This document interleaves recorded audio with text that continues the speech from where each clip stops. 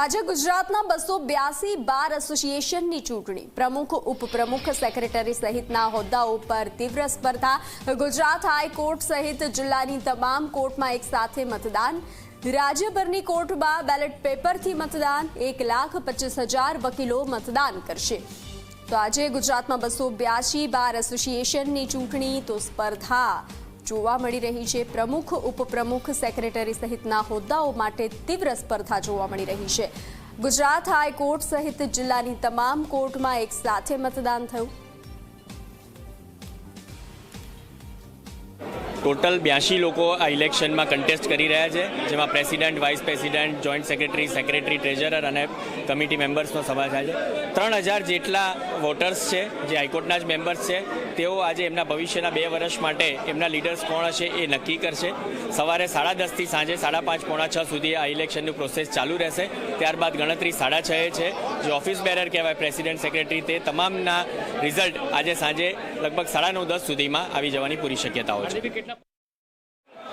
आज गुजरातभरनी 282 જેટલી વિવિધ બાર એસોસિએશન છે તેની ચૂંટણી પ્રક્રિયા શરૂ થઈ ગઈ છે। સવારે 10:30 વાગ્યાથી વિવિધ કોર્ટમાં આ મતદાન પ્રક્રિયા શરૂ થઈ ગઈ છે। ત્યારે ગુજરાત હાઈકોર્ટની વાત કરીએ તો આપ જોઈ શકો છો જે દ્રશ્યો છે, ખૂબ જ મોટી સંખ્યામાં અહીંયા જે વકીલ મતદારો જે છે તે વિવિધ ઉમેદવારો કે જે અલગ અલગ હોદ્દા માટે ચૂંટણી લડી રહ્યા છે તેમને વોટ કરવા માટે અહીંયા આવી રહ્યા છે અને જાણે કે કોઈ રાજકીય પક્ષો વચ્ચે સીધી ચૂંટણી લડાતી હોય તેવો માહોલ અહીંયા જોવા મળી રહ્યો છે। યુવા વકીલોથી લઈ વરિષ્ઠ વકીલો સુધીના પણ મતદારો છે। લગભગ 5 મુખ્ય હોદ્દાઓ છે, પ્રમુખ, ઉપપ્રમુખ, સેક્રેટરી, જોઈન્ટ સેક્રેટરી અને ખજાનચી।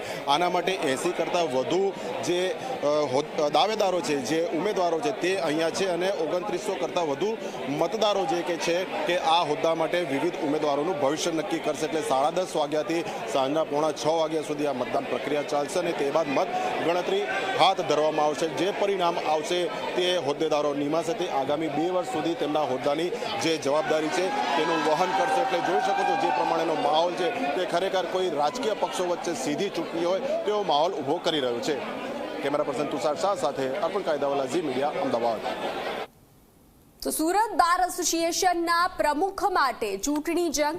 6,433 વકીલો મતદાન કરવાના છે। વકીલો પેનલમાં બનાવવા માટે છેલ્લા સમય સુધી દોડધામ જોવા મળી। કાઉન્સિલ બોડીમાં 6 મહિલા સહિત 27 વકીલો મેદાને છે।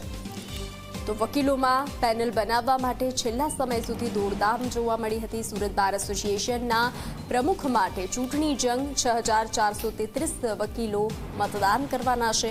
વકીલોમાં પેનલ બનાવવા માટે છેલ્લા સમય સુધી દોડધામ। કાઉન્સિલ બોડીમાં 6 મહિલા સહિત 27 વકીલો મેદાને।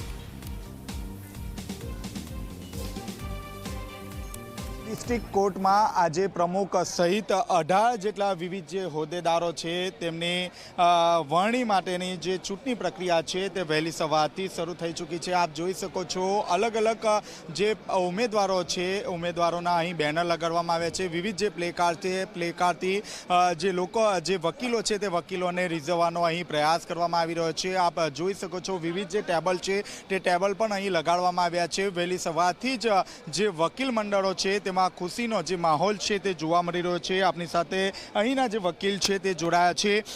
જી, આજે મતદાનની પ્રક્રિયા હાથ ધરવામાં આવનાર છે, શું છે? ખૂબ જ ઉત્સાહથી આજે વકીલ મંડળ, સુરત જિલ્લા વકીલ મંડળની ચૂંટણી યોજાઈ રહી છે। 4,433 ટોટલ મતદારો છે અને પ્રમુખ સહિત બીજી 18 જેટલી પોસ્ટોનું મતદાન છે। કાઉન્સિલના 11 સભ્યો, બીજા પ્રમુખ, ઉપપ્રમુખ, મહામંત્રી, મંત્રી, લેડીઝ એલઆરની સીટ અને ખજાનચીની સીટ। આપ જોઈ રહ્યા છો ખૂબ જ ઉત્સાહપૂર્વક, શાંતિપૂર્વક મતદાન થઈ રહ્યું છે। 700 જેટલા મત પડી રહ્યા છે અને આવનાર સમયમાં જે વકીલોના પ્રશ્નો છે, ખાસ કરીને કોર્ટ બિલ્ડિંગના પ્રશ્નો છે, એને લઈ અને સારામાં સારા પ્રમુખ ચૂંટાઈ આવે અને જે વકીલો હિતમાં કામ કરે, જુનિયરોના હિતમાં કામ કરે, એના માટે પૂરજોશમાં પ્રચાર ઘણા સમયથી થઈ રહ્યો હતો અને આજે એનું રિઝલ્ટ સાંજ સુધીમાં આવશે અને વકીલોની આ એકતાની તાકાતથી સારામાં સારું રિઝલ્ટ આવે અને જે વકીલોના પ્રશ્નો છે એ લડે, એના માટે કોણ અવાજ ઉઠાવે, એના માટે લોકો મતદાન કરી રહ્યા છે। ક્યાર સુધી મતદાન પ્રક્રિયા પૂર્ણ થઈ જશે? રિઝલ્ટ ક્યારે આવશે? 5:30 વાગ્યા સુધીમાં રિઝલ્ટ 5:30 વાગ્યા સુધીમાં મતદાન પૂરું થશે અને રાત્રે જે મેન જે હોદ્દાઓ છે તે લગભગ 11 વાગ્યા સુધીમાં એનું રિઝલ્ટ આવશે અને જે કાઉન્સિલો છે તેમનું મતદાન થોડું લાંબુ ચાલશે। તો આપણે જે રીતે જોયું તે રીતે 5:30 વાગ્યાના અરસામાં જે મતદાનની જે પ્રક્રિયા છે તે પૂર્ણ થઈ જશે. આપ જોઈ શકો છો પ્રમુખ સહિતના વિવિધ જે હોદ્દાઓ જે છે તે હોદ્દાઓ માટે મતદાનની જે પ્રક્રિયા છે તે અહીં શરૂ થઈ ગઈ છે. મહત્વની વાત છે કે વકીલો જે છે તે વકીલ મારફતે અલગ અલગ જે કેન્ડિડેટ છે તે કેન્ડિડેટ માટે મતદાન કરવામાં આવી રહ્યું છે. રાતે 11 વાગે સમગ્ર જે ચિત્ર છે તે સ્પષ્ટ થઈ જશે. કેમેરામેન વિજય ભેસાણ સાથે ચેતન પટેલ, ઝી મીડિયા, સુરત.